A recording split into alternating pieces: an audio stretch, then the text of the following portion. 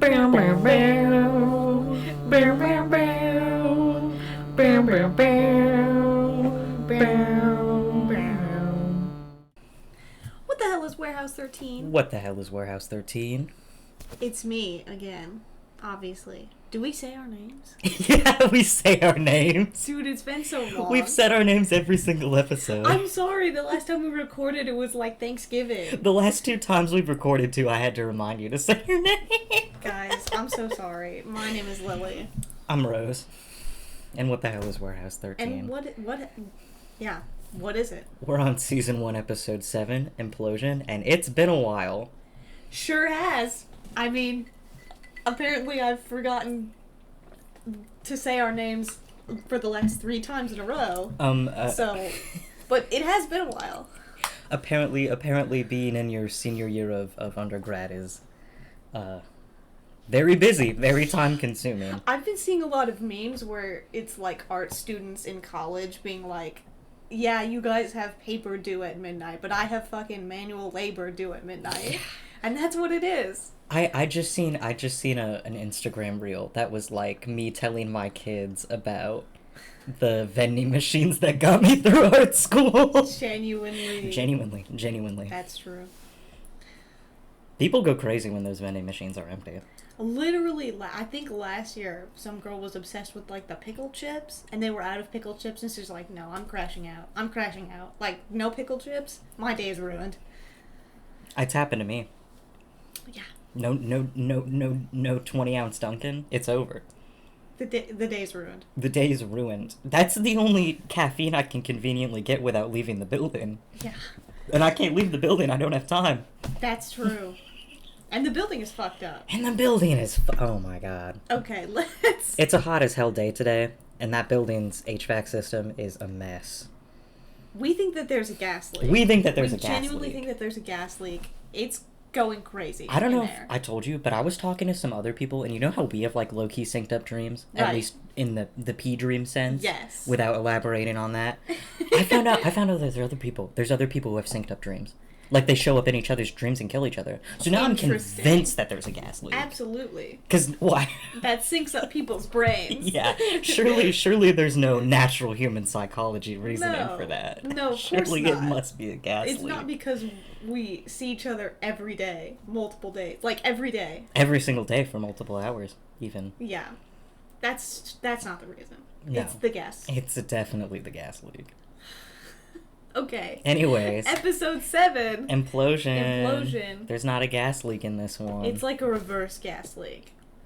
Because implosion. Sure. If you want to... Well, if there was a gas leak and the gas got lit, then there would be an explosion. But if, in this episode, if the hypothetical gas got exploded, it wouldn't be an explosion, it would be an implosion. No, I understand. I just think it's stupid. Yeah. I'm sorry. No, that wasn't that good of a joke. It was a joke?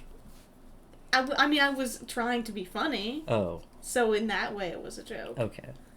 Yeah. We need to... What does Warehouse 13 say? What does Warehouse 13 say? About the synopsis. Right. The synopsis for the episode. What, you just opened the normal wiki page? Yeah, I didn't know if you wanted the... Oh, okay. Anything else. No, that's fair. It says, on the trail of a samurai sword presented to the president, the agents encounter a rival artifact seeker, MacPherson. We love MacPherson. I love MacPherson. We're gonna get into it the next episode. Mwah. I cannot wait. I actually don't know if he's, like, in the next episode. Is he not? No, I think... No, you're right. There's more of the season before we get to the good episode. Yeah, I'm very excited. Anyways. I think that's a decent synopsis. Yeah. We don't see it presented to the president, but they sure do talk about it. I feel like the second most, like, the third most important thing is that we get introduced to MacPherson. At this time of the show, if you're watching the show, it's not that important because it's the overarching villain. But the most important, Spoilers. The second most, hey, they already know that. That's probably true. Anyway. He's gonna come back. We know he's gonna be back. Yeah, because he gets a name. It's not just like some random guy, it's MacPherson. Anyway. Also, he's still out there with the implosion grenades. He is. Anyway, they don't know that. That's spoilers for the episode. Oh, okay. No, he just disappears. Yeah, but we haven't even explained the plot yet. Okay, I was gonna say that the second most important plot is the, like, arty Artie secret, Artie Artie's not secret plot. trust, Oh, Artie yeah. evil Yes. B plot. But that's kind of also the A plot. Yeah. It's all combined in this one. Yeah, it is. That's what makes this episode pretty good. You know what makes this episode great? Like all great episodes, it opens with Pete fucking around. Yeah. And if I were Pete, I'd be fucking around with the cool ass sword too. Like, I'm not gonna lie. And Artie made the sword. He did. With the artifacts. With the help from the artifacts. That's what he implies. Yeah. And he's like, Pete and Micah, you have to take this sword and you have to switch it out with the actual artifact because this one's not the real artifact. And they're like, what's it do? And he's like, don't worry about it. Don't worry about like, don't, I'm not telling you. It doesn't matter. If I'm Micah, I'm already pissed off. Genuinely. Because, like, I would have to imagine that it's something, like, way bad that if I know what it is, I'm gonna not want to do that. Yeah. So...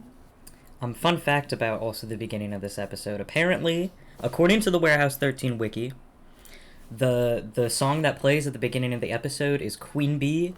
I'm reading this quote directly from the Warehouse 13 wiki because I think that they worded it just so good.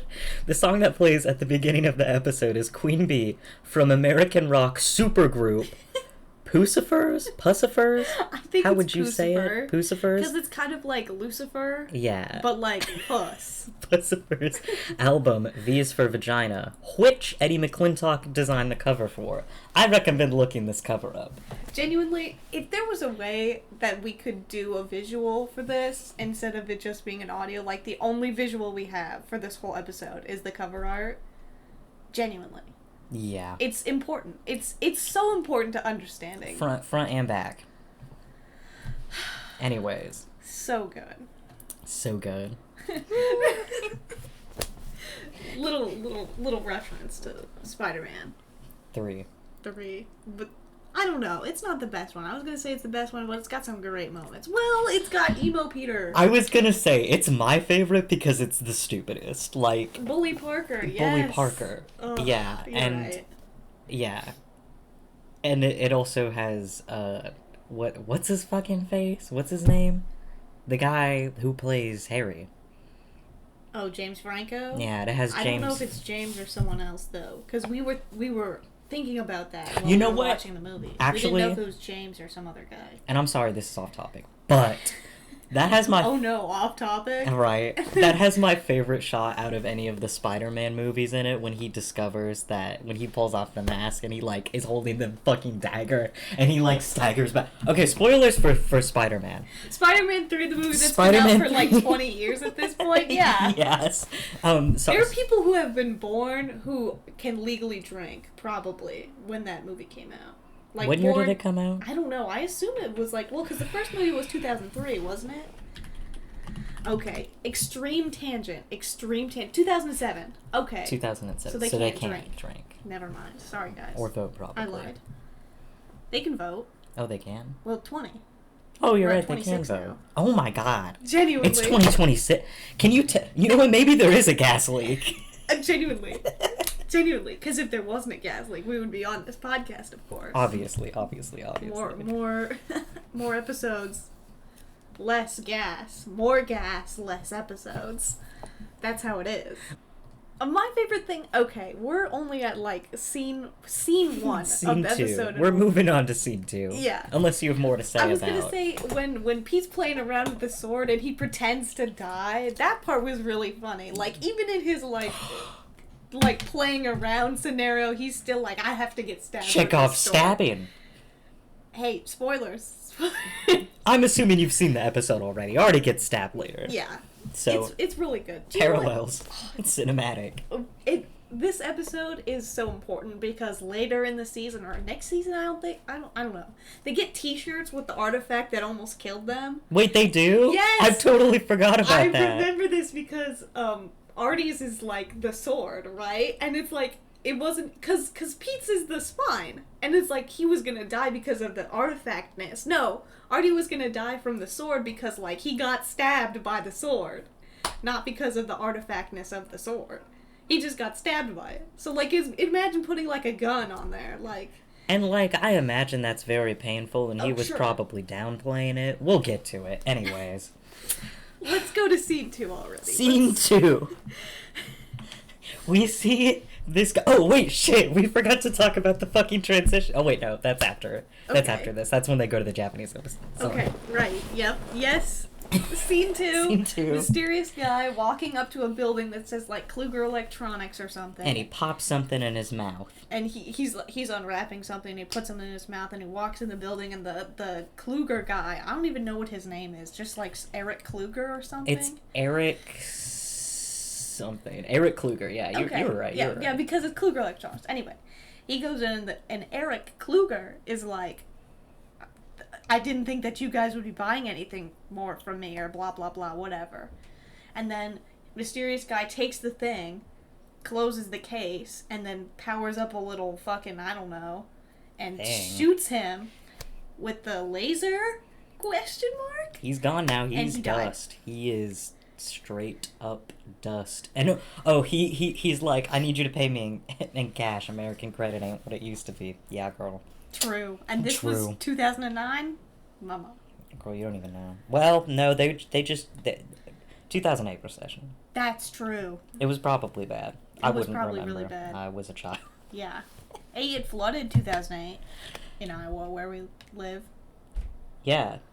It was a bad flood. That's all I remember. I remember hearing about the flood for a really long time after that. Me too. Because there was like another bad flood at some Yeah. point in our lives, and everyone was like comparing it to the 2008 flood. It was and bad. It wasn't as bad as the I 2008 heard that it was flood. on the news across the country, which means it must be bad. Really? The That shit 2008 flood. That shit didn't even happen when they had the derecho. That I shit think was it barely did. on the news. Well, no, yeah, it was barely on. Because I the news. It remember wasn't being really like- pissed off about it. True. You know, I saw a post on Tumblr about it. Really? I saw one post One where post on Tumblr? someone was like, I was the breadbasket of the United States. And we need to give all the people in Iowa money because of the derecho. And I was like, you know what, that's beautiful, but why did you call it the breadbasket of the United States? Girl, it's corn. It's corn and it's pigs. Oh my god, there's so many pigs in Iowa. There's Quite so a few. many. Quite a few. Anyway. Second We are... most soybean state yeah. producer of soybeans. You know, maybe we are the breadbasket. We got grain and meat. Yeah, it's mostly corn though, and the corn's mostly for gas, not for like food. Well, I guess then it wouldn't be in the breadbasket of the United States. No, it's like the gas Basket. basket, the gas pump. Yeah. Anyways, We're really good at staying on task, you guys. it's been a long, however long it's been. When did we last record Thanksgiving? Yeah, I think it was Thanksgiving. We're losing Wait, it. no. Elements wasn't the last one. The one before Elements was the last one. Burnout? Yeah, burnout. Spine. Yeah. Yeah. Yeah. Yeah. That was before spring break. That was way before spring break. Way even. before. That was like right after winter break. I promise when we graduate, we're gonna be on this pod shit. Yeah. We have to finish this because we have plans. It's gonna be the summer of the what the hell is Warehouse 13? Yeah. Don't And get it twisted. Not Brat Summer, guys. No longer Warehouse Summer. 13 Summer. Right, Warehouse 13 summer. Maybe it will be. People love the 2010s now. I don't even care that we're off topic anymore. It's fine. Yeah. I got an email. I forgot to tell you this. I was checking the email for the podcast, because I have it on like Good Pods or whatever. Yeah. And they sent an email that was like, you made it to the top like 42 or the top 100 list of like TV show reviews. Really? I think we How only many are there? 100. Oh. I went to try to look at the list and I couldn't find the whole list. It So, only like- showed me like 25. There's only 25 podcasts? It also says- Of TV shows? I guess, I don't know. And we weren't even on it, so I don't think Oh. it was showing me the whole list. Also, it says we only have like 2 listeners on there, which I don't really know how the statistics stuff works on these No. things. It could be wrong. Anyways, Let's go. The let's guy go dies. to the Japanese embassy in and then we cut Washington, to the D.C. Japanese yeah. And now we get to talk about the title card transitions. Yes, okay. These are the only 2 location animations in this episode. There's three. Because There's three? The Kluger Electronics. Oh, wrote it okay, down right so- there. But it just shows the text on screen. That's true. Washington, D.C. gets a 6.5. Because it, like, pans up and then it pans, like, out and away as we zoom into, like, the Capitol building or something, which was cool. Yeah, that's more interesting than some of the other ones we've had. Kruger Electronics gets a 5. I don't remember that one It at just all. comes on screen and then it goes away, I think. Okay, let's lower that down to like a 4. Well, that's why I was like, oh, you think it's a 5? I mean, I'm not going to argue with you, but it was kind of nothing. And then They didn't even do, like, a little, like, electricity thing. And they could have. They could have. The Japanese embassy only gets a 4.5. It flashed by really quickly. I didn't even see it. We had to rewind. Yeah. It was, yeah, just like moving text. We're in a motion design class now. Oh, yeah. So we're so knowledgeable on, like, animation. We're and literally doing text. a text animation project. Yeah, kinetic typography, we know. We know it. I wouldn't say that I know it. I'm not doing very good at it. Well, I wouldn't say I'm doing bad at it. I liked yours. When I saw it today, I was like, oh, okay. I like it was, like, rotated and stuff. I was like, oh, okay. I'm kind of into it. It's easier because I don't have to make assets. I just type words. That is definitely true. I already have, like, we have, like, a minute. I'm already at, like, 30 seconds because I'm just, like, doing the text. I know, I'm like at 20 already. It's crazy. It's amazing. This is insane for us, by the way. This doesn't sound like a big deal. It is. We're usually we're on, like, what, day 3 Yeah. of the project, which is 2 weeks, And I'm and a usually- half weeks in, and we would at this time for other projects we'd only be at, like, 7 seconds. Oh my god. Me? I'd only be at like 4. I'm slow as hell at animating. It's yeah. It's hard. Anyway. Anyway, We're at the Japanese embassy. I looked it up because you asked while we were watching it if that's what it really looked like, I think. And, no. couldn't tell you, actually. Well, Japanese embassy in DC. Let's see. What does it look like? I looked right up now? pictures of it, and Oh. there's some pictures where it looks kind of like the building. No. And I'm sure they didn't film it at the real building, right? I don't expect them to do that. That would be Yeah. probably difficult to do. Extremely. But, like, they've got this, like, futuristic, like, not futuristic, but, like, I don't know. Modern. Modern white tower at the front Yeah. for, like, the entrance and stuff. Which is what made us go, oh. I don't know if that's the real embassy building, because it still has this, like, style that's either concrete box with glass brick, or... what is that? Like, what style of building is This? that? Yeah. I took no idea. a style of building class in high school. Like, I need You to really know this. you I did? What was it? It was like an interior design class, but we also did, like, exterior. Oh, that's awesome. I Yeah, tried to right? take one and I had to drop it because I was in too many classes. It was okay. Yeah. It was kind of a lot of work sometimes. I'm not gonna lie. I love interior design. Anyways. If you can picture old Capitol building, but not the, like, dome part, just like a regular house, that's what it looks like. Yeah. And it does not look like a white tower that's modern. It's and probably a- like colonial something. Yeah, colonial something. Whatever. Look up colonial buildings. You know. That's what they look like. Right. Anyways. And they're in there. Because this is so important. And they're in the Japanese embassy building. And they're... Pete and Micah are talking, and Pete's like, don't worry, Micah. If this was really dangerous, then Artie would have told us. And then immediately, they get, like, sent to the ground by a bright light. They see a bright light, and they hear, like, a noise, and they're, like, sucked to the door, and they're, like, knocked out. And Pete's not all the way knocked out, and he sees a guy walking past, and then he gets knocked out. And then they wake up, and what happens? They're talking to Artie on the Farnsworth. Yeah. And they're like, hey, Artie. Showing him the building, but not the room where the event happened. And Artie's asking him questions, and they have to be like, dude, Artie, we literally just know that there was some kind of, like, explosion thing. The Japanese sure as hell don't know what's going on. Which is They're one testing for dirty bombs, gas leak. That's one of my favorite quotes from the episode. The Japanese sure as hell don't know what's going on. Thanks, Micah. True. And the only detail that Pete can give is that he was like, it's a what does he say? He's like, it's a male or Yeah. something. He didn't have boobs, I guess. I wrote down she didn't have boobs, I guess, already. Yeah. So, I guess. He could tell it was a guy, and that's it. Thanks, Pete. Honestly, he could have been, like, was wearing a suit. So, like, that would be, like, more information to figure out who this person was. Yeah. Which is important to, who this person is. Everybody's probably wearing suits in the embassy, though, let's be for real. Yeah, but then you would be like, oh, it's someone from the embassy, not someone from outside. True. That's why I'm like... Anyway. They see the like, embassy guy. I don't know if he's, like, the ambassador or something, but he walks up to them, or they walk up to him or something, and they're like, hey, we have questions for you now. Like, we need to know what's going on. He's like, actually, I have another question for you. Why did the Secret Service send 2 teams to inspect the president's gift, which is the sword? I don't know if you guys would remember that. It was the sword. It's the gift to the president. Yeah. Anyway. And then they turn around and they see the other Secret Service group, and they're, like, standing there menacingly. I have another thought about the Farnsworth call too. Yeah. They do this thing in this show all the time, where instead of saying a word, they will, like, mimic the word, they'll, like, dance around the word, and then one of them says the word like it's the most genius thing in the world.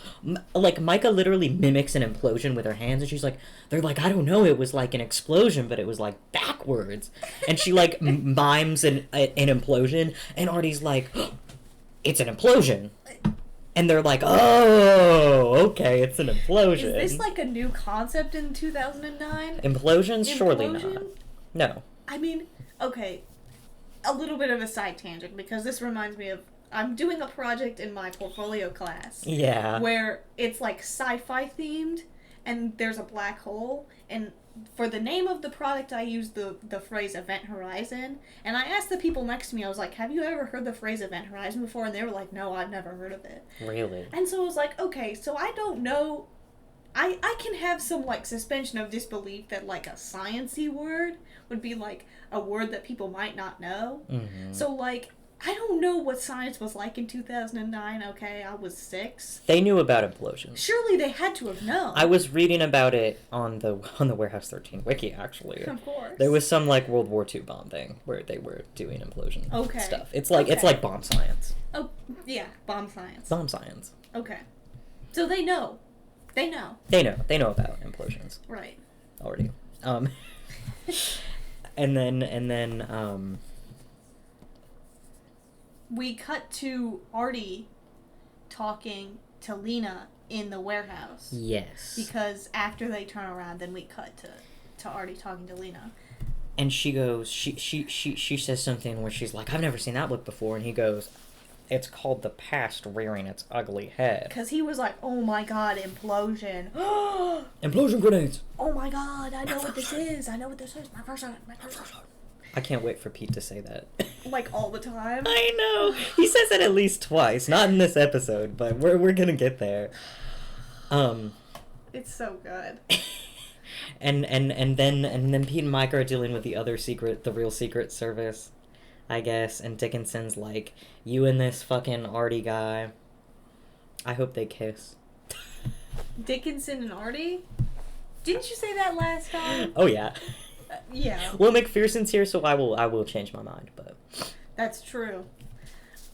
Yeah, because he asked them to leave, and they're like, yep, yes, sir, we'll get out of here ASAP. They're not getting out of there ASAP. No, we they're know better. Sitting in a car outside at night. And then Artie shows up because he's like, I gotta get this implosion shit. Yeah, oh, that's my on favorite part of the episode, actually. They're like, Jesus Christ, Artie, you can't do that. Scares the shit out of them. Gives them these goggles to put on and puts a firecracker on the ground, lights the firecracker. It explodes in, like, this really cool, like, rotating, hypnotizing animation. If you're already looking up the V for Vagina cover art, would you also do me a favor and look up the ice flower gif from Warehouse 13?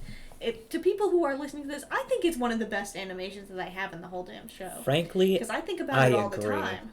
It's a good one. It would hypnotize me. Genuinely. And when Pete puts the goggles on, he goes, I'm gonna look like Kermit the Frog. Oh, I didn't know he said that. well, you didn't know he said that? No, I don't remember that. He says it like really quick and quietly while they're getting out of the car. Really? Yeah. Oh, he's such a little freak. And while they're in the car, also, Artie's like, okay, how are we gonna get in there? And they both start talking at the same time, and Mike is like, well, I'll let you be the smart one this time. And he starts talking, and he goes, wait a minute. This time, we all know that Pete's the dumb one. I hate to say it. We do know that. That is known.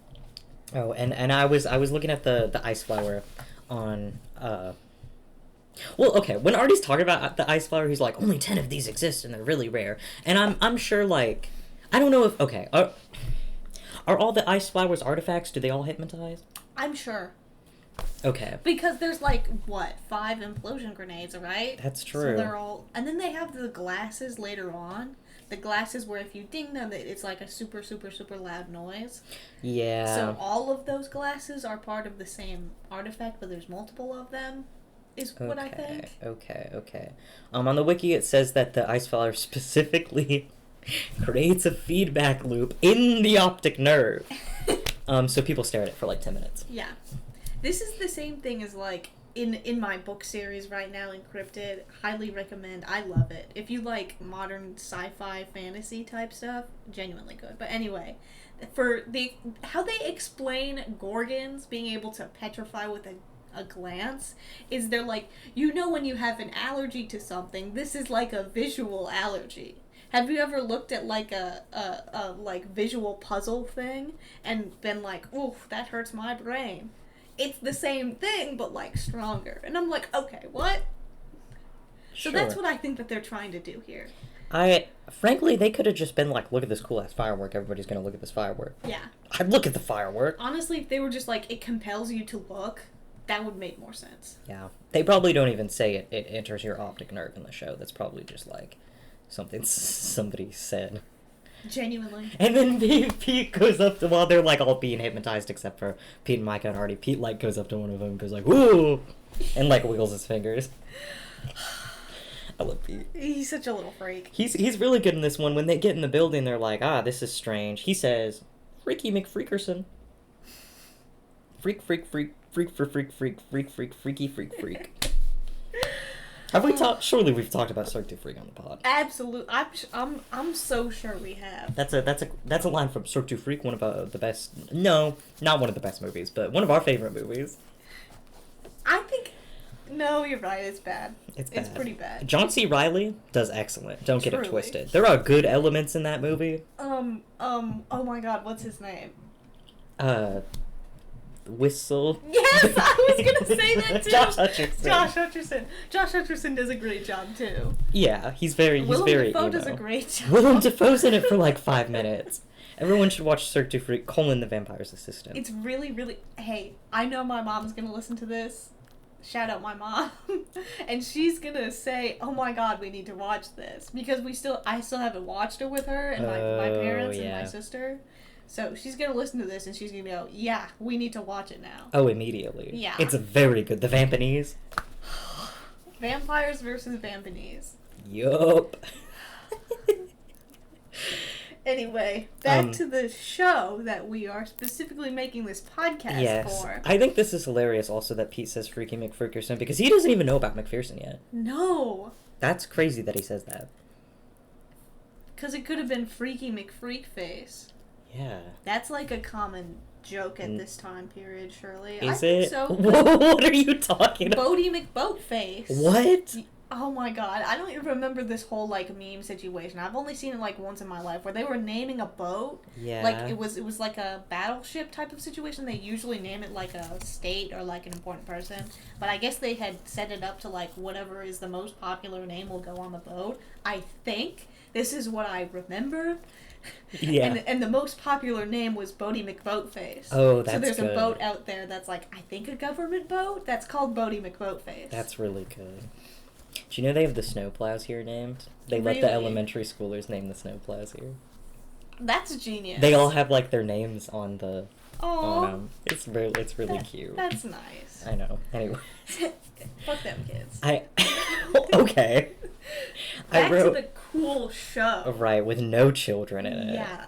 I wrote down in my notes that Pete looks good in this lighting, so make of that what you will. You would say that. The lighting is very... Because they walk into the... Since everyone is hypnotized, they walk into the room that they weren't allowed, and all of the, like, stuff is in the center of the room, and, like, a ball and stuff is, like, sticking out of it. Mm-hmm. Like, it was imploded. Oh my god. And everything was drawn into it, and all the lights are, like, broken, so... But there's still, like, light coming in from the fireworks, so I see it, I guess. Yeah.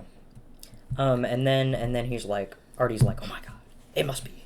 But he's being really mysterious about it, right? He has his theory that this is MacPherson. But he's being real shady about it. He's not telling Pete and Micah anything. And they're like, what's going on? What's going on? He's like, it's dangerous. And then he goes, what's a darker word for dangerous?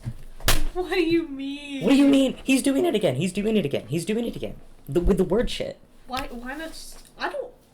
I can't think of another darker word for dangerous. Vile?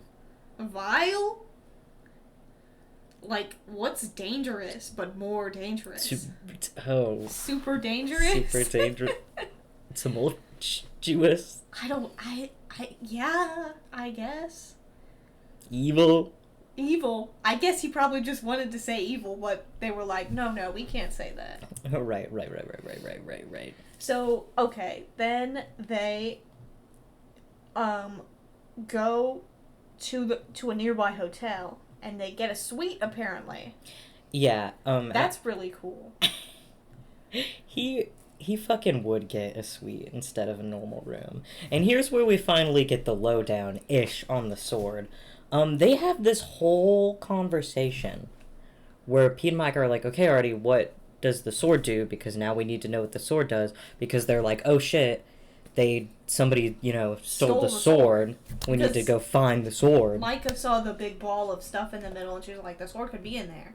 And Artie goes, no, this was a distraction to steal the sword. And How do you know that? He doesn't. He doesn't. Just has a great gut feeling. Yep. Maybe that's his thing. Like, they all, like, Pete gets vibes, Micah's like, eidetic memory. Maybe Artie's is just that he knows whether the artifact's in the room or not. That's it. He can only just be like, is it in this room or not? Yes or no. That's really good, actually. That would actually be helpful in some circumstances. And then he says some shit like, we're in a race. He says it twice, I'm pretty sure. Yeah, no, he does. I wrote it down. We are in a race. We're in a race. We're in a race. I loves it. I love it. I love it when hashtag love. I love it when he moves around and talks like this. But anyways, the sword. They have this conversation about the sword, and he's dancing around the point. Right? He's like, no, it doesn't like turn you invisible. Like, kind of, it turns you invisible, but it's made perfectly with the atoms. And he starts it. The explanation is like, okay, you know how birds fly in a V. Like to be aerodynamic. The sword is, and it cuts the air. It cuts the air perfectly. Yeah, he doesn't even say it's aerodynamic. He explains the scientific concept of aerodynamics. Which of course he will. And then he's like, the sword does that for the same thing, but with a light. So it takes the light and it cuts it. And so Micah's like, oh, so it turns you invisible. And he's like, in a sense. Actually, yes, it turns you invisible. It just turns you invisible. That's what the sword does. That's all the sword... you have to hold it in a certain way, I imagine. But... yeah. It just turns you invisible. Why did... Ooh, if I'm Micah, I'm extra pissed off at Artie now. Genuinely. But Pete's having a good time. He's like, hell yes. A sword that when you hold it, you turn invisible? Awesome. He's having such a, like, boy moment right now. He's like, fuck yes. This is so cool. Boy moment. Hashtag boy moment. I mean... that, like, if he's so, like, boy toy commercial to me. You know what I mean? Yeah, no. Where, like, if a G.I. Joe commercial played, he's like, no, Michael, we have to sit down and watch this whole thing. Look at G.I. Joe. He would go, G.I. Joe, I used to have one of these. Yes, he would. And Micah would be like, Pete, this is juvenile. So the sword, the Hanjo Masamune? They say Masamune, but I don't know if that's the way it's pronounced. I think so, Masamune. Yeah, but it could be Masamune. Or Masamune? Or Masamune? Well, I think syllable for syllable is just Masamune, so Masamune. Okay. I don't know. You only took 4 years of Japanese. Yeah, and AP Japanese. Yeah. And went to Japan. You only went to Japan. Yeah. Hey, we didn't talk about the sword. Why not? I've never heard a Japanese person talk about the sword. Well, apparently it's been lost since World War II. That's true. That's what the Wiki says. Wait, I think that was actual Wikipedia said that, not the Warehouse 13. Because I looked it up. to slightly fact check. Yeah, the Warehouse 13 to fact wiki. check Warehouse 13. Another really great quote from the Warehouse 13 Wikipedia page. The blade is the sharpest sword ever made. It took months, even years, to create this piece of art. And you know what? It is a piece of art. It is. It's a beautiful sword. You know, but that's kind of overdoing it. Also, the wiki says, and I don't remember this, and we watched, like, the behind-the-scenes stuff, but there's some, like, behind-the-scenes podcast thing that they did where they said, I guess, that the original proposal for the sword was that the reason why it was gonna have powers was from radiation from Hiroshima. Right.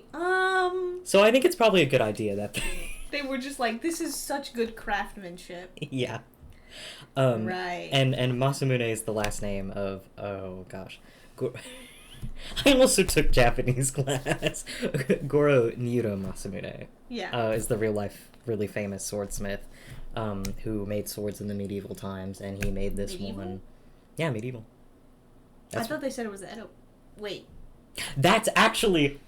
Funny you say that. It's not the Edo period. On the Warehouse 13 wiki, this is actually a contention. This is actually a fuck-up that they did. Interesting. I think, okay. Continuity issues below. That's what it just said.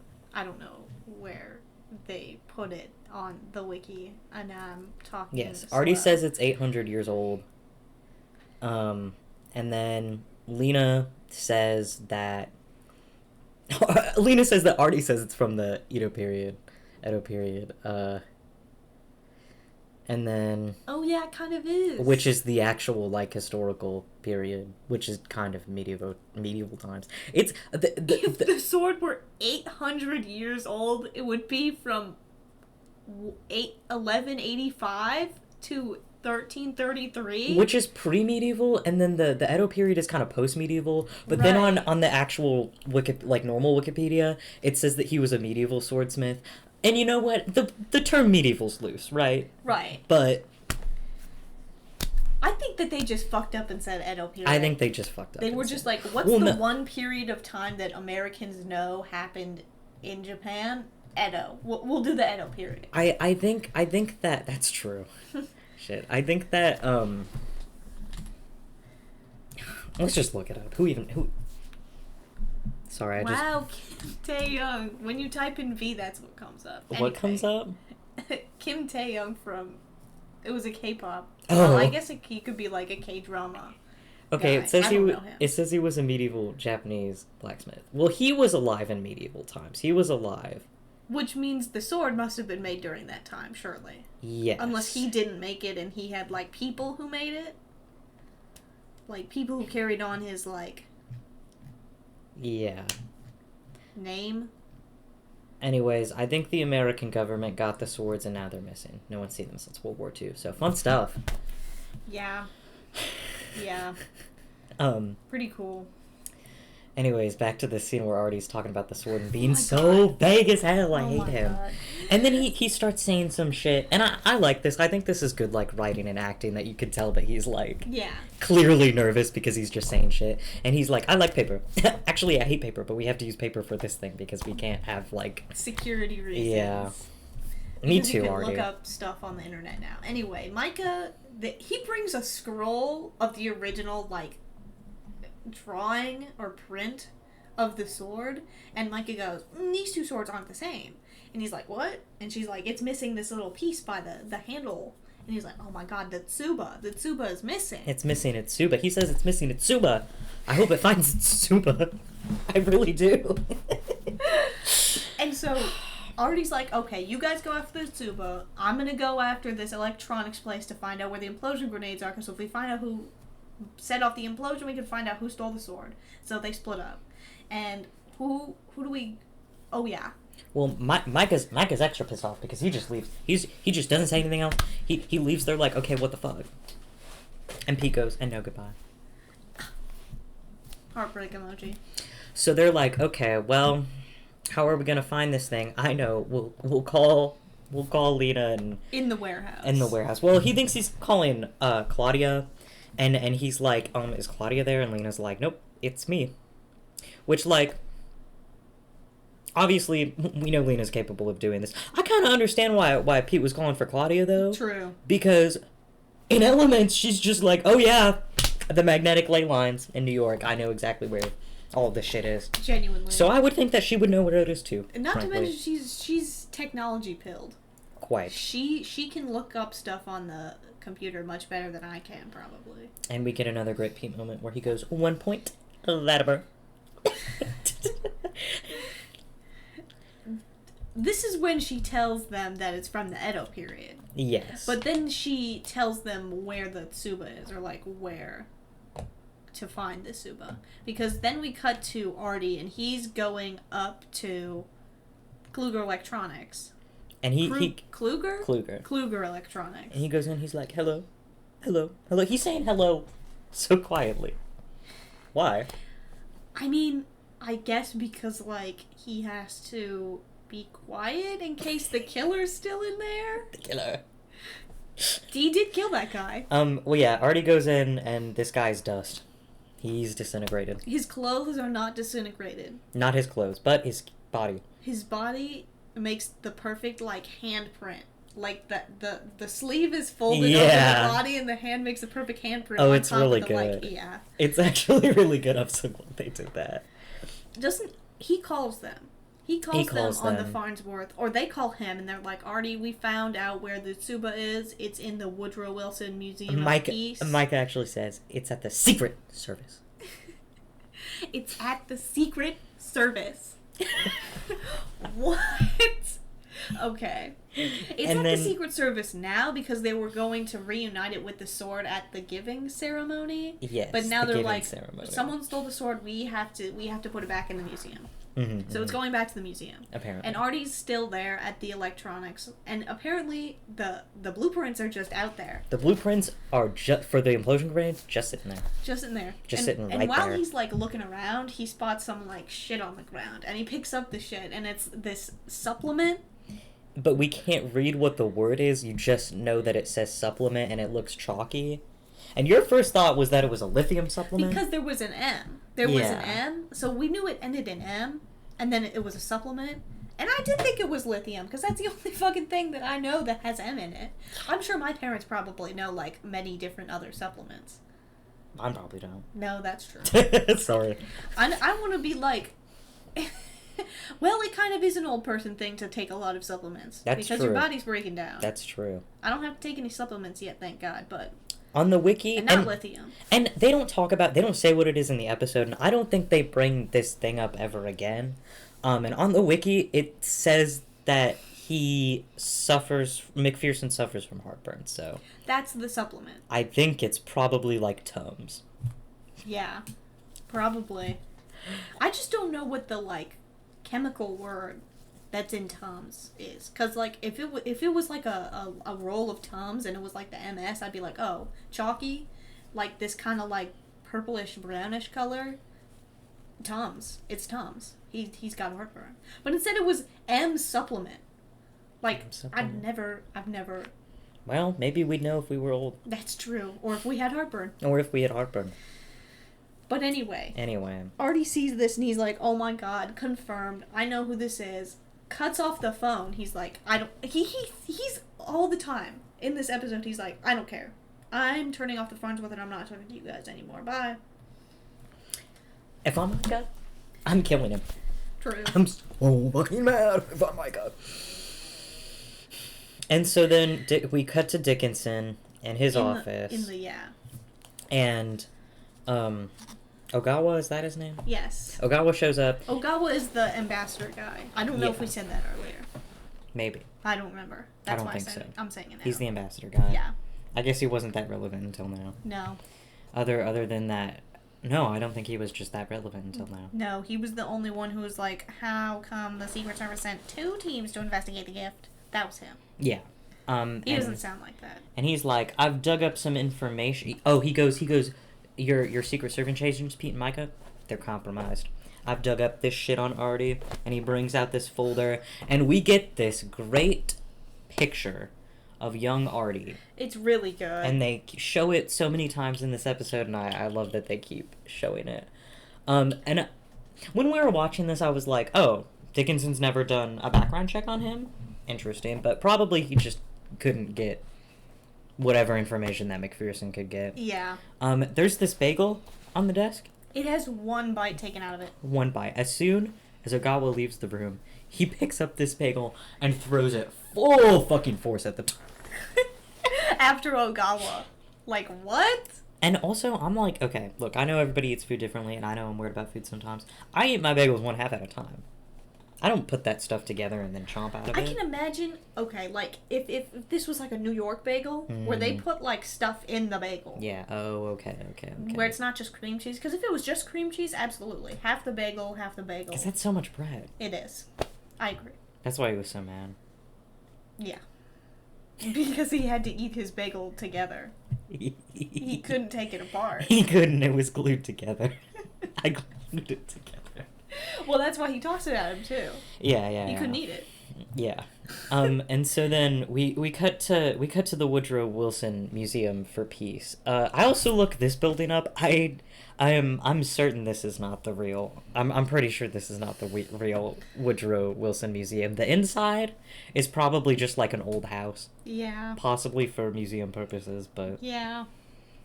But they have a sign on the outside that says Woodrow Wilson Museum for Peace. So you know it's the museum. So you know it's the museum. Yeah. And Pete and Micah are barely hidden behind some trees. Love that bit. The fucking kid sees them. Like, there's a kid walking past because it's a museum, right? There's gonna be kids. And he waves at them, and Pete waves back, and then he's like, get out of here.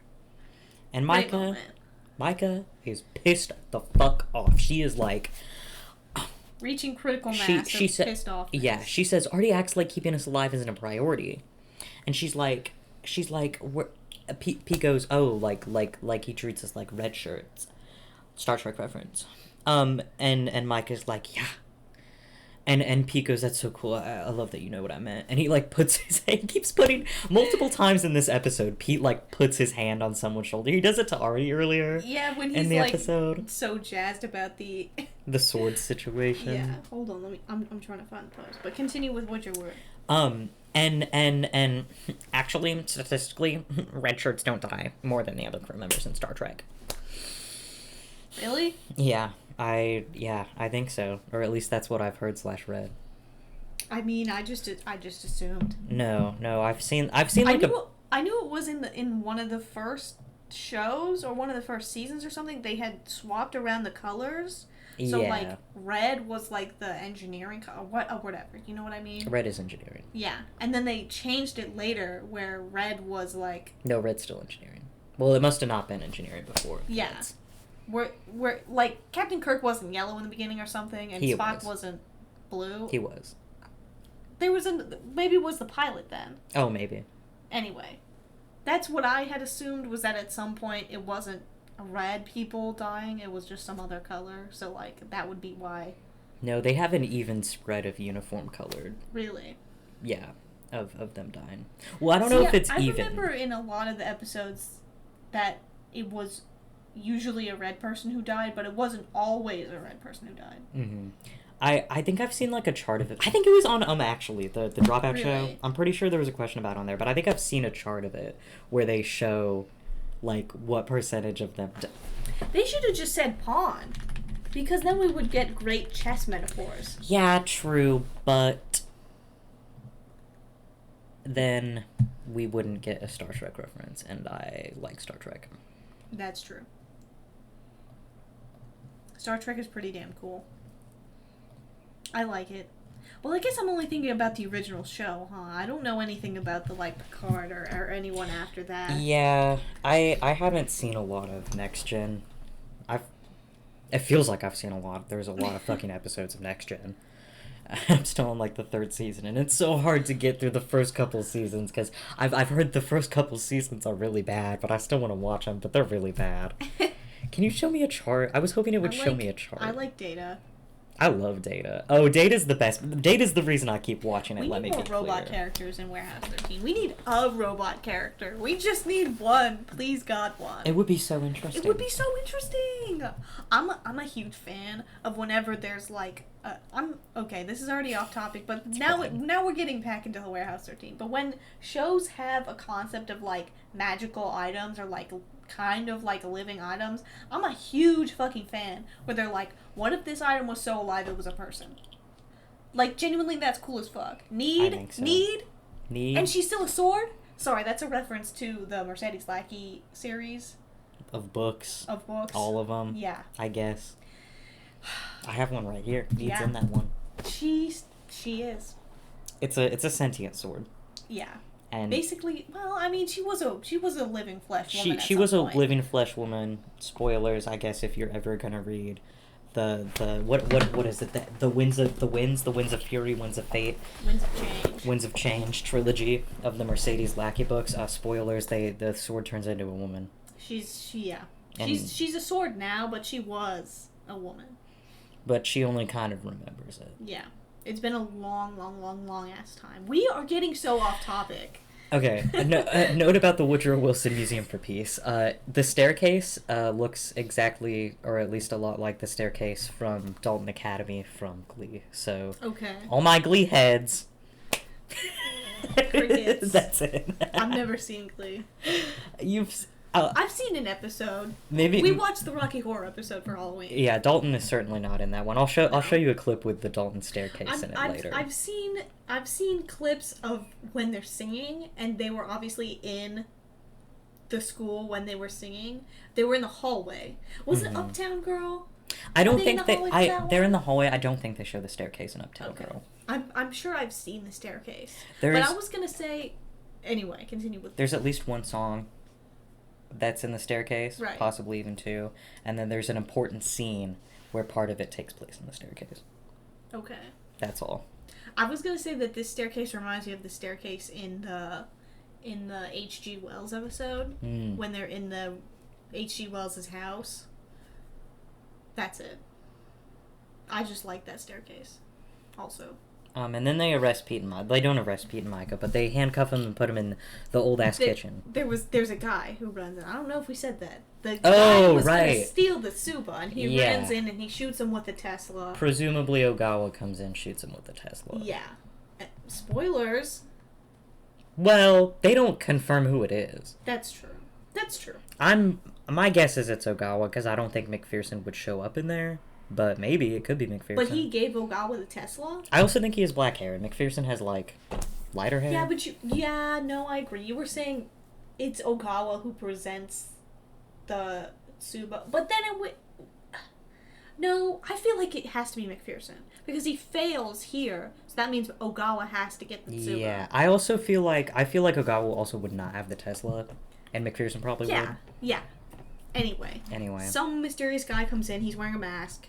He's wearing a weird-ass mask. Like one of those, like, plastic shell masks that are, like, painted on. And it only covers the top half of his face. I'm like, if you're... I'm sure it covers the whole face. It's just like a dude's face, though. Oh, okay. It's not like a clown, like I would expect it to be. I wouldn't expect it to be a clown. I feel like that type of face mold is like... Well, I guess because I'm thinking of the Batman, where they have the clown masks. You've never seen it. No. But, you know, the one with the Joker in it, and they're robbing the bank, and he shoots the guy, and he takes the money, and he leaves. I've seen a lot of heists with masks. Yeah. I always think of the one from Baby Driver, where they're all wearing this is Mike Myers. Yeah. Oh, you mean Jason. I say that all the time. Genuinely. Anyway, he runs in, he tries to steal the Suba. Pete and Micah stop them. They have the Suba. The Secret Service guys come outside and point their guns at them and are like, yeah, give us the Suba back. And they're like, no, my God, you forgot because of the Tesla. Little known fact about the Tesla, it makes you forget. And they only like do that and like say that in like 4 episodes. Sometimes, yeah. Yeah, because there's a really important... Anyway. We'll get there when we get there. We'll get there when we get They there. get taken to fucking the kitchen in the Woodrow Wilson House of Peace. Museum for Peace. Museum for Peace. I love this kitchen. It's a very cute kitchen. And they're handcuffed.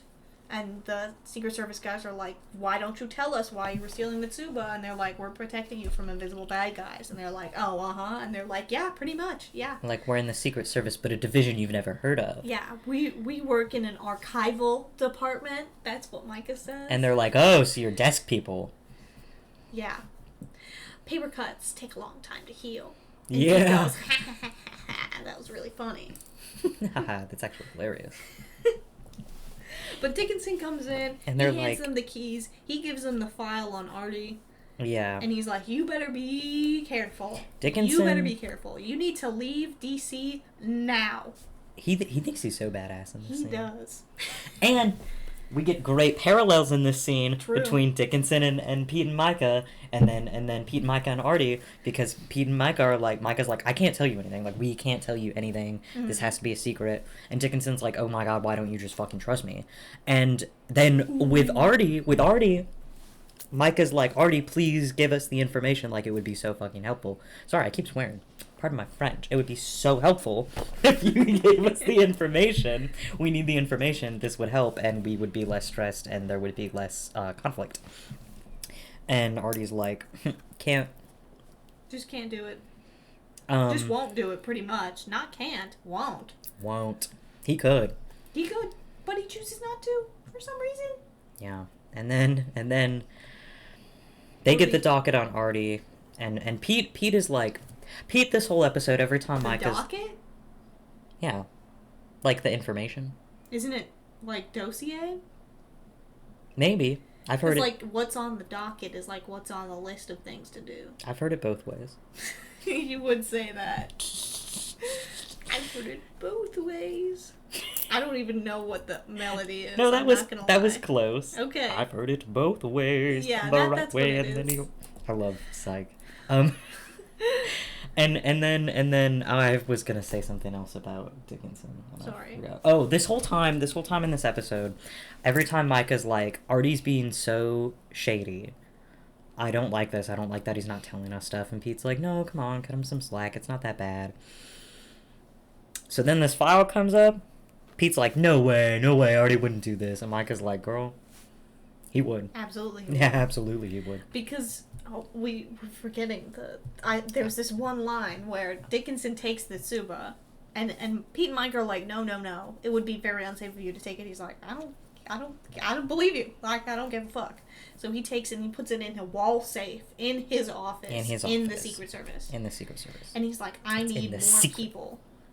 It's in the Secret Service. Yeah. I need more people. And then we cut to Artie and a woman in a really fancy ass like bistro restaurant. Oh yeah, he calls this lady and he's like, we need to meet up as soon as you can. That was like a couple scenes ago. And you know what? Whatever, It it doesn't really Because matter. That's all he meets her says. here now, and he's like, "Come on, you know the guy. Come on, have you seen him? Have you seen MacPherson recently?" And she's like, "No." And why are you asking me? Rub it. I literally wrote the quote. Rub it in that I chose the wrong guy. So like they got some like romance. Yeah. That was There's some happening. history here between these three. There's some beef. They're beef. Like at the bistro.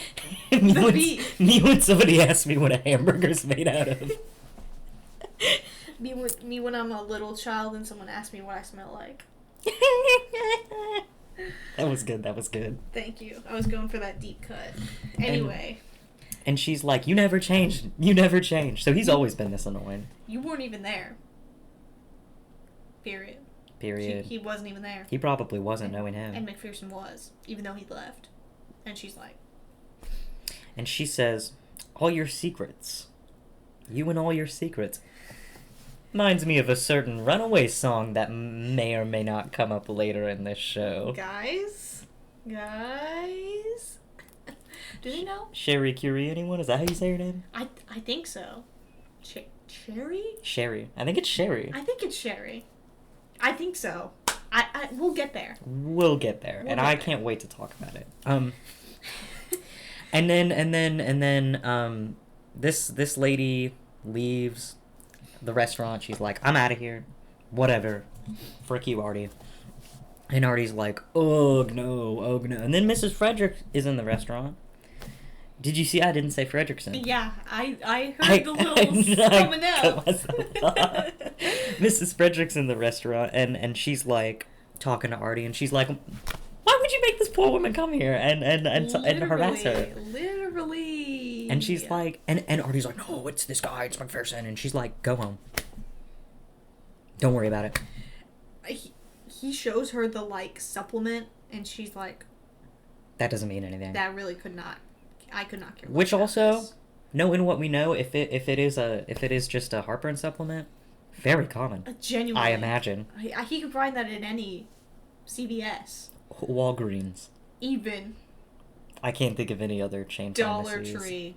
They don't have pharmacies at Dollar. Well, they probably have Tums. I was gonna say they might have Tums. Good point. Gas station. Gas station. Any gas station. Ever. They have to sell them, surely. Probably. They sell shitty food. They have to sell. They Tums, make so much money. Oh my god, yeah. You know what? I think we just discovered a pyramid scheme. Yeah. Yeah. Jack Link's is in collusion with Tums. That was in collusion? In collusion. Oh, collusion. Yeah.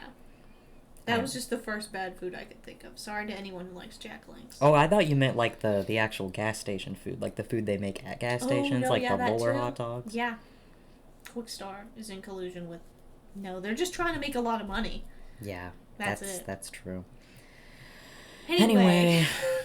We cut back to Micah and Pete, and they're reading the file, and this is when they're like, when Pete's like, I don't, that's not Artie. He says that. That's not Artie. And Micah's like, first of all, this is literally a picture of young Artie. They show it to us 40 times.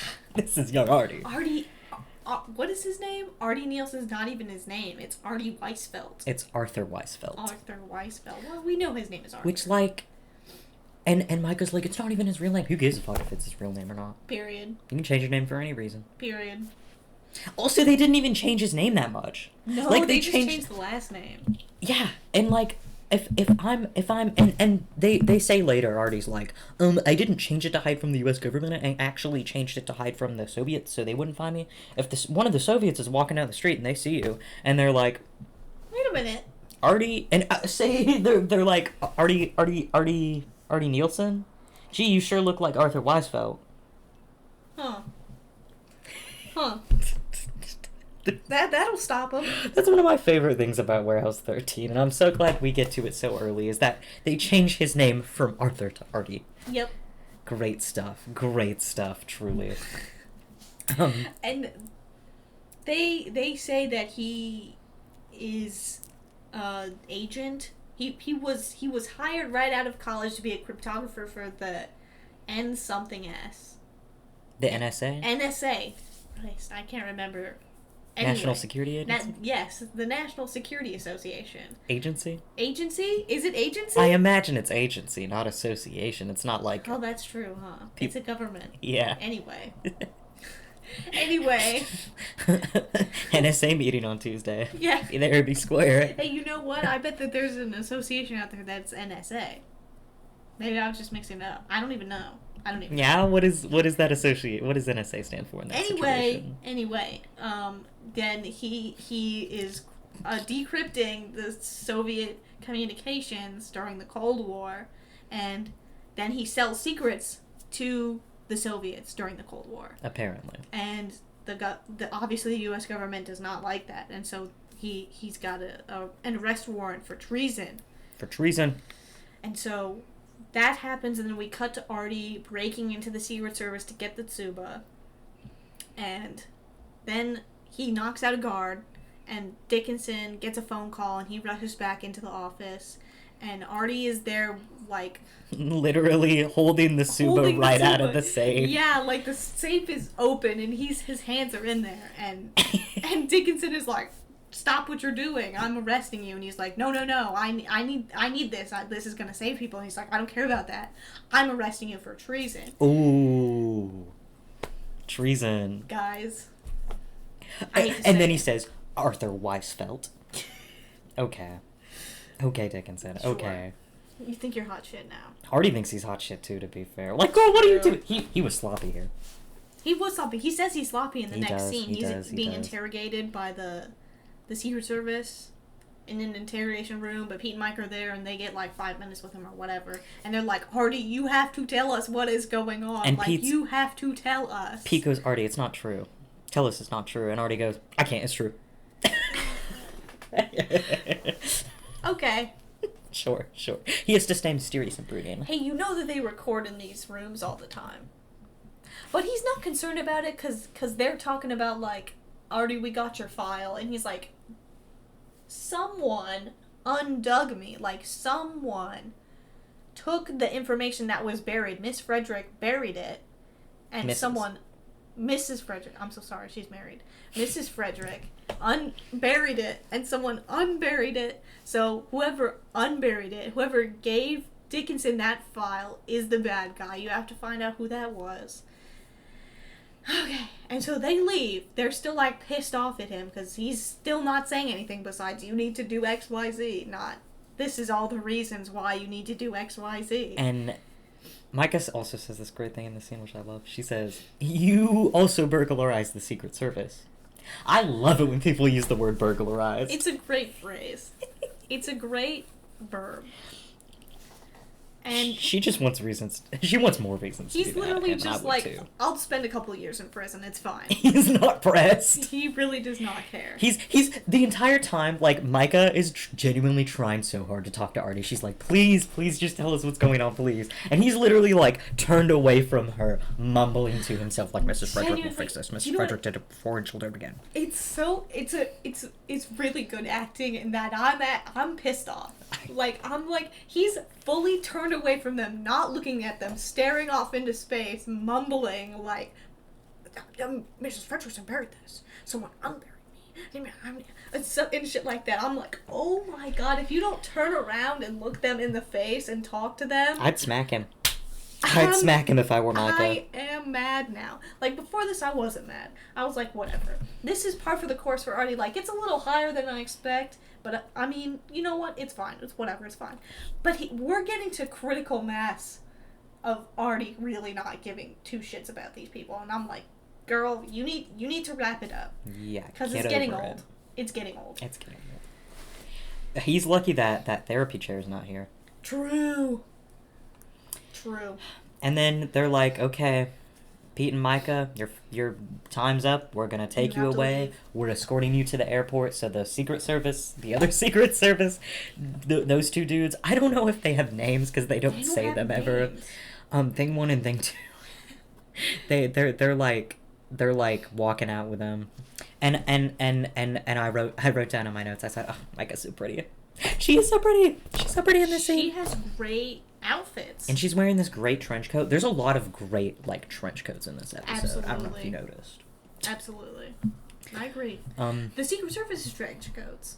Very flattering. Very flattering. And they're probably so sick of Pete and Micah, because if I'm them, I'm also like, okay, you guys need to shut the fuck up. You guys need to stop talking about this door. They're, like, fucking everything up. They're getting in the way. They're stealing the shit that you're trying to, like, save. From your perspective, you're trying to, like, save this and have it not be stolen by some other thief. You know?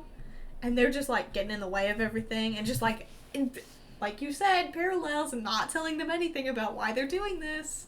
So, you know, that's pretty bad. And they got him in a car and they're driving him to the airport.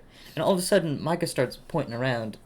Well, first, Pete gets a vibe. Pete gets a vibe, and he's like, oh my god, because Ogawa was there. Mm-hmm. Ogawa was in the interrogation room area. Not in the room, but in the hallway, or, like, the room outside of it. Anyway.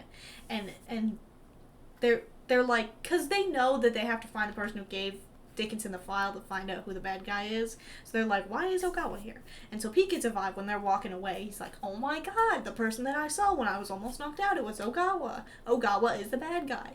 And Mike is like, oh my god, yes, he's going to use the diplomat's aircraft hangar to do something. I don't know why she says the aircraft hangar thing. Because the diplomatic something. Maybe they just wanted to put in a line so they had a reason to be in the aircraft hangar for the last scene. That's true. But anyway, after that, they are being taken away, and then the guy who's the right hand, basically, of Mrs. Frederick comes in and takes Artie away, and the person who's, like, in charge of Artie and, like, keeping him in that room is like, who's Mrs. Frederick?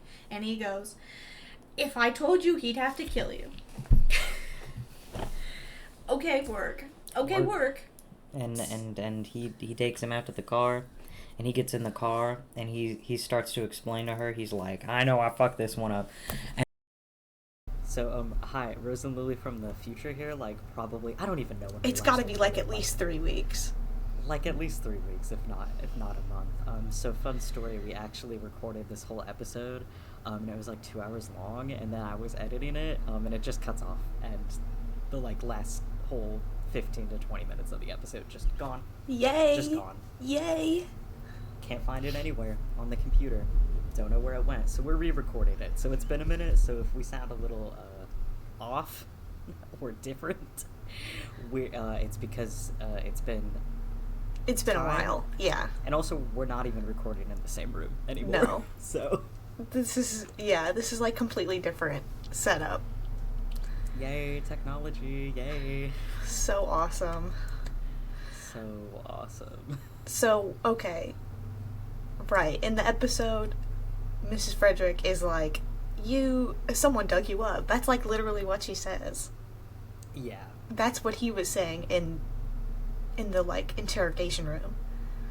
And he's like, oh, so you figured out it's MacPherson. You agree it's MacPherson, right? And she's like, yeah, it's MacPherson. You got me. You got me. You got us all. It's your old gay best friend. Question you mark. Win, Artie. Eyebrow raise. Your old gay best friend. And she's like, okay, you better go get him. And then he takes off and forgets his bag, and he has to go back for his bag. Because last time he forgot his bag, and that's how he got captured. Right. I'm remembering things now, even though I, like, literally just watched it. I know.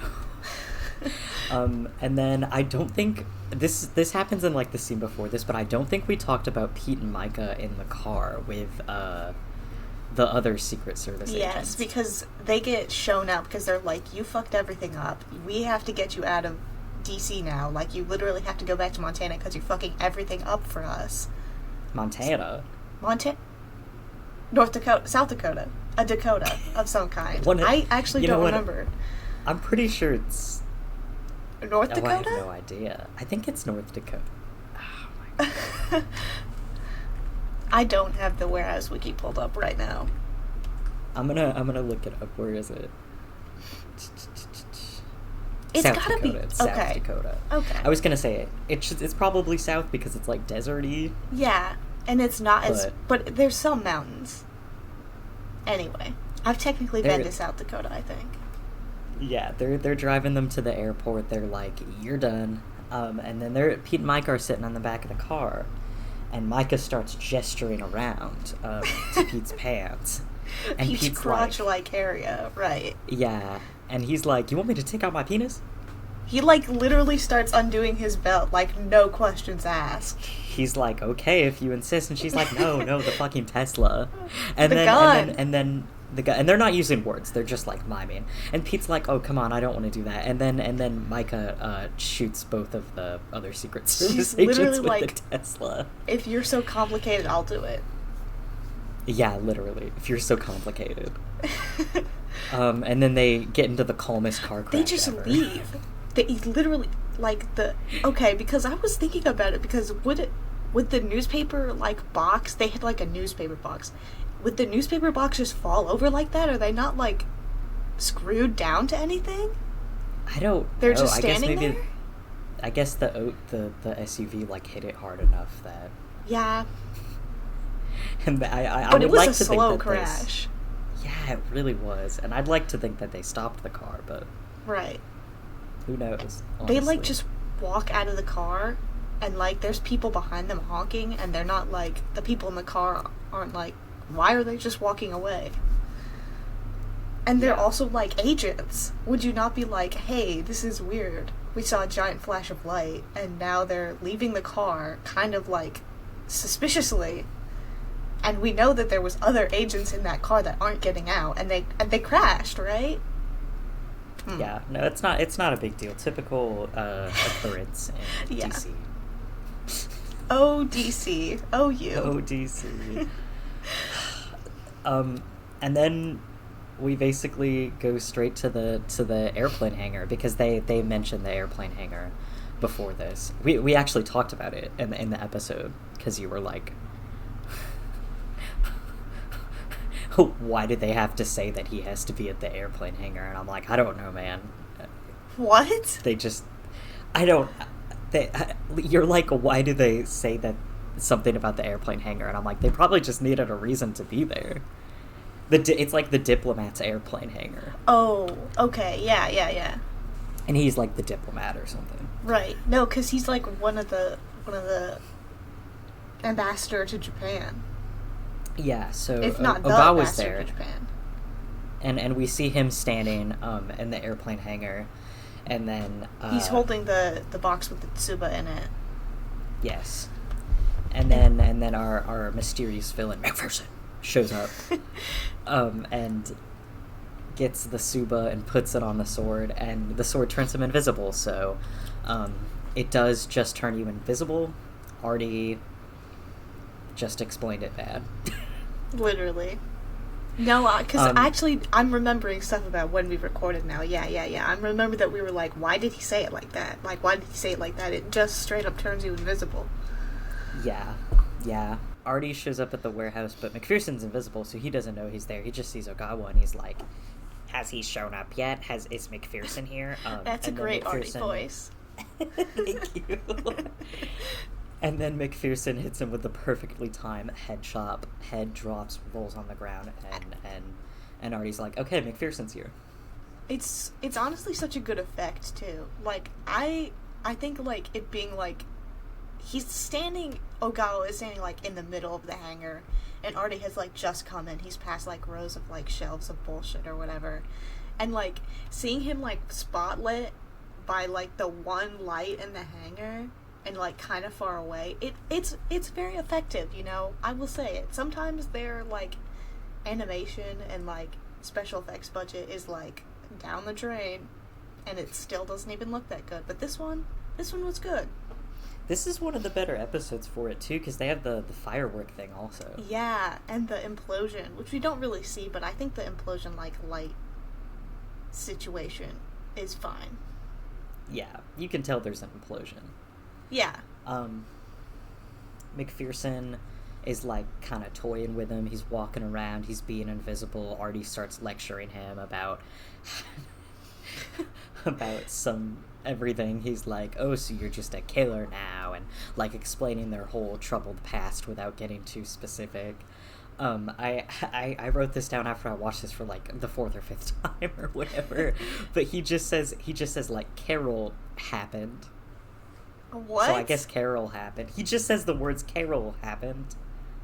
And his like spiel. The woman in this episode, because Artie goes to see a woman, and I think so. He's like, have you seen him? And she's like, girl, fuck you. I think that's... Oh, hang on, my headphones just died. Oh. For some reason. Okay. Awesome. You're having so much technical difficulties today. Okay, what were you saying? Sorry. I was literally just saying you're having so much technical difficulties. Oh my god. They didn't even die. They're plugged in. They just turn off like every 30 minutes or something. Awesome. It's really great. That's great. I'm having such a great time with all the technical difficulties. And I'm supposed to be getting a new microphone today, but we don't know when it's showing up, and the place we live in now, we have to like know when the package is going to be there so it doesn't get stolen, because they can't put it in the building. Damn. Awesome. But he's like listing all these things about his and MacPherson's past, and he just goes, Carol happened. I mean, that's true, I guess. I guess. I wrote down, I hate to say this, but Artie is very afraid and very horny right now. Period. I also, this is hilarious, actually. This cracked me up when I watched it today. And like I said, I watched this episode like 4 times, and I didn't even catch this joke until the last time I watched it. MacPherson says, "Good to see you after all these years," and Artie says, "I wish I could say the same." Seriously? You didn't get that until just this last I guess time? I guess I just didn't, like, notice. I guess it didn't click for me that I'm like, oh, it's because he's invisible. Ha ha. It's I like was a just double like, entendre. Like, Yeah, I wish I I could was say the just same like- because he's invisible, but also he doesn't want to see him again. He, like, just does not want to. yeah. And then Artie sees him for a second because he's walking up behind Artie. Artie turns around. He sees him. He's not invisible. And Artie goes to shoot him, doesn't shoot him. And there's like a good like maybe not 3 entire seconds, but A fair amount of time. A fair amount of time. And Artie's been in this business in a while. If he really wanted to, he could just shoot him. He saw him. He can only move so fast, even after MacPherson goes invisible. You could say, but he didn't. But he didn't. Interesting. Interesting, very interesting. And why Very is that? interesting. I don't We know. may never know. And then MacPherson stabs him with the sword. I think, okay, so I was thinking about it because I was like, so MacPherson fully chopped the head off of Ogawa, right? Like, he fully chopped his head off. And I imagine that the reason Artie didn't get his head chopped off because he used the fog and could see where he was walking, like where MacPherson was running up with the sword, and he moves away at like the last second, so he only gets stabbed instead of his head chopped off. Because I was also thinking, like, why would you not fully dodge out of the way if you can see where he's going? But maybe it was like, he's still invisible, right? So you can only see where, like, the fog is moving. Or steam? Or what? Well, no, Artie got stabbed on purpose because that was the only way he could keep the sword. Right. I didn't personally see it that way. Well, I don't either, but that's what he says when Pete and Micah show up. He was like, I did it to keep the sword. Right. Because Classic Micah's Artie like... bullshit. Yeah. Because Micah's like, what did you do? Why would you do this? He's like, I had to keep the sword. Yeah. I mean, I guess that's true, huh? Yeah. He got the sword. And while MacPherson is like stabbing him and he's like holding the sword in Artie's chest, they're having their little back and forth still, and MacPherson like threatens Pete and Micah, and Artie freaks out and he's like, don't you ever go near them. And then MacPherson, when he stabs him, he's like, you always hurt the one you love. What? Hey, that's a very important line. That's an extremely important line. That's probably the most important line of this whole like interaction, probably. Oh, I think so. This is so applicable to like everything in this show too. Genuinely. But for now it's all cryptic and it's just strange. Just strange. It's so true. And they're doing their thing, and then Pete and Micah show up, and MacPherson's like, fuck, I gotta get out of here. And he tries to pull the sword out, and Artie is like death gripping the sword, and he goes, no. And like the sword is like fully through his body. Like it's not like stabbed into him. It's like a hole is in his body now, and the sword is in the hole. Like that's fucking crazy to me. Yeah, it's like sticking out of his back. Artie's really crazy for this one. Genuinely. And that's like close to the heart, is it not? Anyway. It looks like it. As far as I know from anatomy, the heart is like more towards the center than we think it is. It's not like fully on the left/right. I actually don't know what side of the body. Yeah. But there's like major like blood vessels and shit next to the heart. That's like really important. Well, I think it was a little lower than the heart is. Really? It looks you think more it's like like way up there? Stomach area. Well, it's like up in your chest. Well, he got stabbed like right in the shoulder. No, he doesn't. Yes, he does. He doesn't get stabbed in the stomach. Yeah, it's like around the stomach. No, it's not. It's like Are up you near his sure? shoulder. Hold on. I What? literally have Plex pulled up right now. Genuinely. Because I was like, because it would be so interesting to like go back and see like a specific scene so that I can visualize it, right? Yeah. Okay, Yeah. Give me a sec. Like, what minute would we say it's at? I don't know, like 10 minutes from the end. Okay, he's grabbing the steam. Yeah, it's like totally his shoulder-ish area. It's his side. Okay. Ugh, he just said you always hurt the one you love. It's okay. I will agree that it is not like fully the shoulder area, but it's near like the boob. I suppose, yeah, that would be where your heart is. Yeah. Hey, that Artie guy, brave. Indeed. And then Pete and Micah show up, and then brave. Much like a certain Katy Perry song I know. Right. Oh, that Artie's edit like, would go so hard in the 2010s. Sorry. oh my god. I need to learn how to make edits. I need to learn how to make them. Genuinely. So I was like, oh, I'm going to have so much free time after I graduate. No, you have to unpack a whole apartment, actually. And it's actually makes me so mad every time I try to unpack anything. But we're getting there. That's good. But anyway, Artie's like, I just pulled the sword out. And they're like, Artie, are you stupid? And he's like, no, it's super sharp. It'll come out just fine. And then he's like, in immense pain. But then they see a little thing rolling towards them, and Pete goes, is that? And Artie goes, yup. And Pete then they is the king of going, he's right behind me, isn't he? Yeah. And then they take off Artie, who has a literal massive hole in his body right now, also Literally. just like books it outside. So that's crazy. And not like it's not it, like he has a hole through his body, like an entire, like, you could technically, if it was big enough, you could put your fucking hand through the hole, like you could go through his entire body. That's crazy. Like, you need to pack that wound. Like, he's gonna bleed out. Yes. He's gonna know. And then they go outside, and the implosion grenade goes off, and then my favorite part of the episode, where they're all crawling around like bugs trying to escape the implosion, takes place. It's so good. Yeah, but they all make it out, and they all make it back to the warehouse, and we cut over to the warehouse where Artie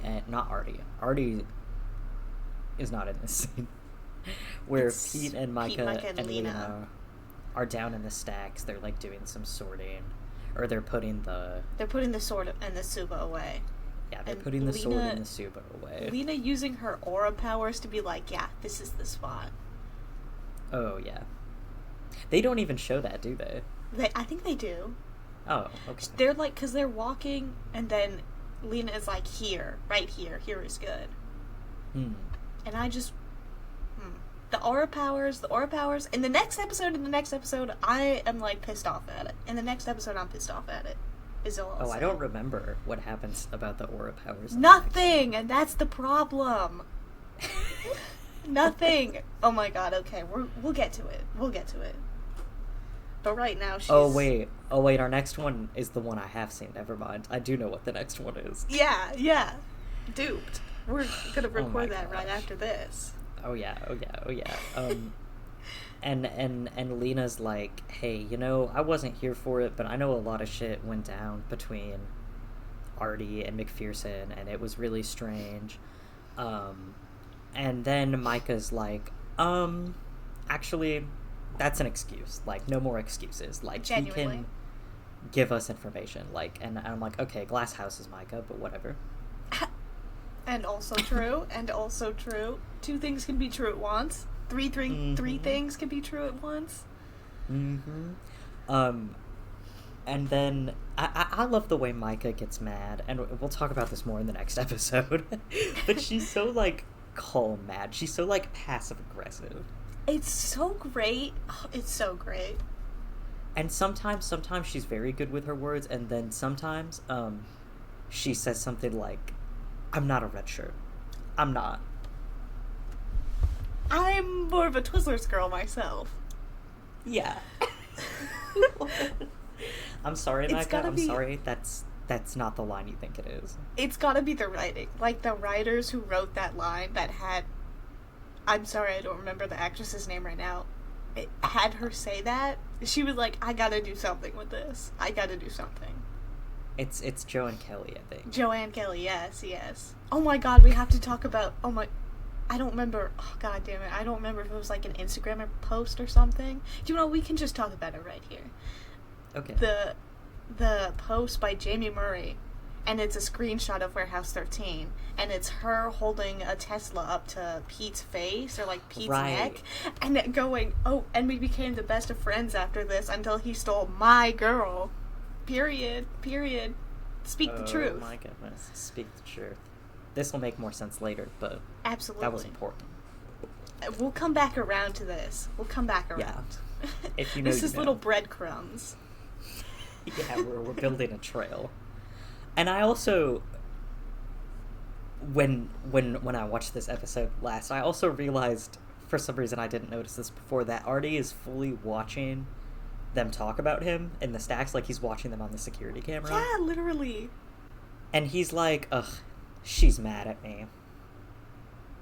Spoilers for the next episode, small spoiler. In the next episode, he literally has the nerve to be like, ugh, is Micah mad at me? Literally. Like, no, What do you you think? just saw her be mad at you.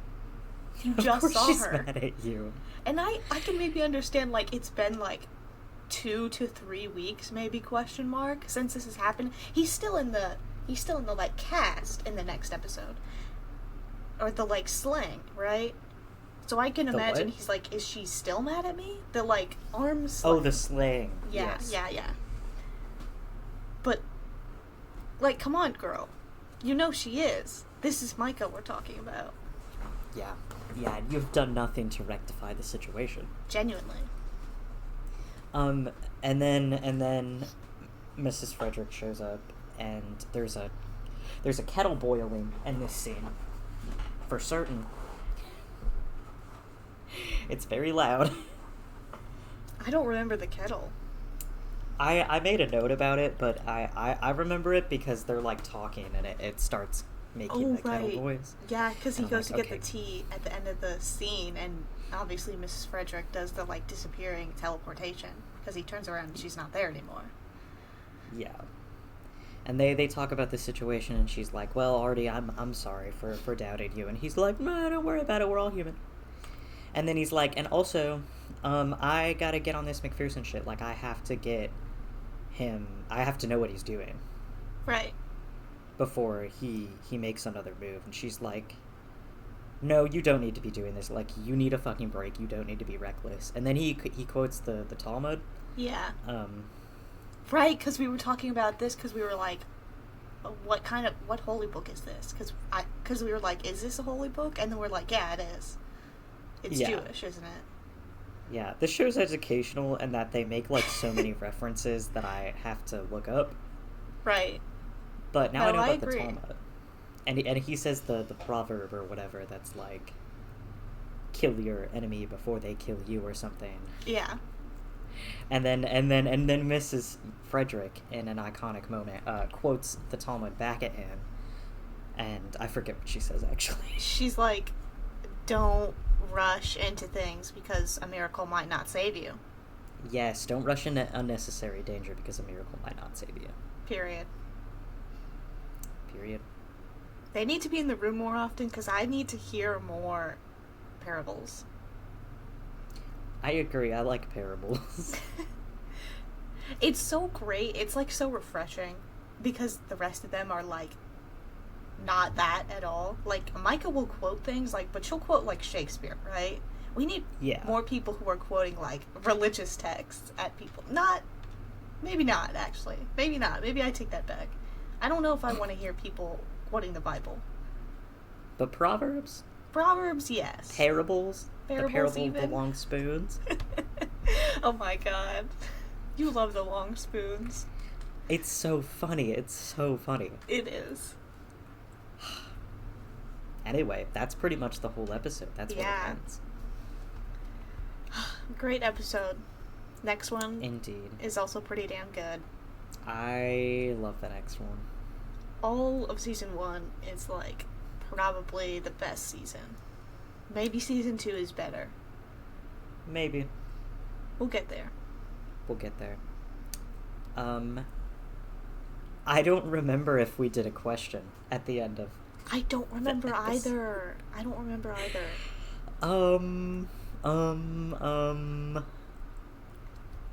What's a question semi-related to this? What's your favorite religious text? What's your favorite religious text, huh? Yeah. Or like favorite parable. Favorite parable. Favorite parable, yes. Favorite parable and or proverb. Yes. That's Mine actually is, a good of course, the long spoons. one. I don't know if I have one. I can't think of any right now, except for the long spoons, of course. Yeah. No, I that's mean, the I can only think of one, a bunch of actually. like Bible ones, obviously, but like those ones are not my favorite. Yeah. Oh well. Yeah. Anyway, if you want to contact us, you can reach us at wth13@gmail.com. We're also on Tumblr. We're also on Instagram. I haven't really been posting anything yet, but I would like to eventually. But yeah, if you want to reach out to us or answer any of our questions, maybe. We actually haven't gotten a single question answer, as far as I'm aware. No, I don't think so. I also haven't checked. I keep meaning Yeah. to ask you for the password, and I just keep forgetting. I know you told me the password, I just forgot. Yeah. Anyway, I don't think I'm forgetting anything. No, I don't think you are either. Awesome. Well, see you next time. Bye, everyone. Bye, guys. Thank you for listening. Bye. Bow, bow, bow. Bow, bow, bow. Bow, bow, bow.